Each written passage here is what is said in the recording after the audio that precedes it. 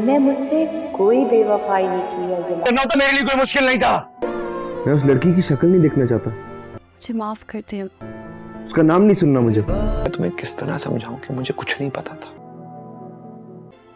मेरी वजह से इस घर के रिश्तों में जो फासले आए हैं दोस्तों, ड्रामा सीरियल ए दिल के आने वाले एपिसोड में आप लोग देखने वाले हैं। ये ड्रामा बहुत ही इंटरेस्टिंग बन चुका है। अब रोहान तो मलिया का किसी भी कीमत पर कोई यकीन नहीं करेगा। हालांकि मलिया बेचारी कह रोती रहेगी और अपनी सफाई में काफ़ी कुछ रोहान को कहती है, लेकिन रोहान किसी भी कीमत पर उसकी बात तक नहीं सुनता और कहता है कि जितना जल्दी हो सके इस रिश्ते को हमें ख़त्म करना होगा। लेकिन मलिया ऐसा नहीं चाहती। वहीं दूसरी तरफ दोस्तों आपको ये भी दिखाया जाएगा कि मोहित तो बिल्कुल ही पागल हो चुका है। अब वो मलिया से बदला लेगा, लेकिन जब उसे पता चलेगा कि इस समय मलिया का कोई कसूर नहीं था।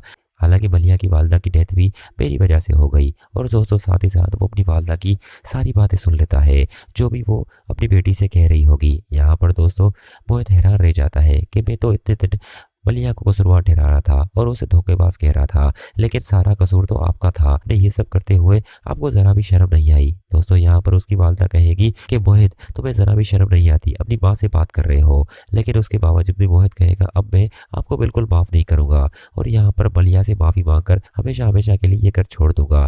दोस्तों उसकी वालदा बिल्कुल ही परेशान हो जाती है और कहेगी कि ऐसा वैसा कोई कदम नहीं उठाना, मुश्किल से तुम वापस आए हो। दोस्तों यहाँ पर मोहित कहेगा वो मुझे यकीन नहीं आ रहा कि आप ही मेरे साथ ऐसा कर सकती हैं। मैं तो मलिया को इतना कुछ कह आया हूँ कि नजरें मिलाने के काबिल भी आपने नहीं छोड़ा। तो जो अपनी माँ को बहुत बुरा भला कहता है। हालांकि सारी फसाद की जड़ मोहित की वालदा ही थी जिसने ये सब किया। अब मलिया तो अपने घर में बहुत खुश है। उसका घर उजाड़ने में मोहित और उसकी वालदा का ही हाथ है।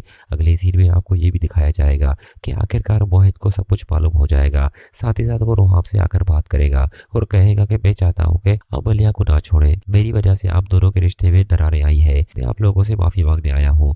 ये सारा कसूर मेरी वालदा का था। मेरी वालदा ने ही मुझे धोखा दिया और मलिया के साथ इतना सब कुछ हो गया। मैं मलिया से माफी मांगने आया हूँ।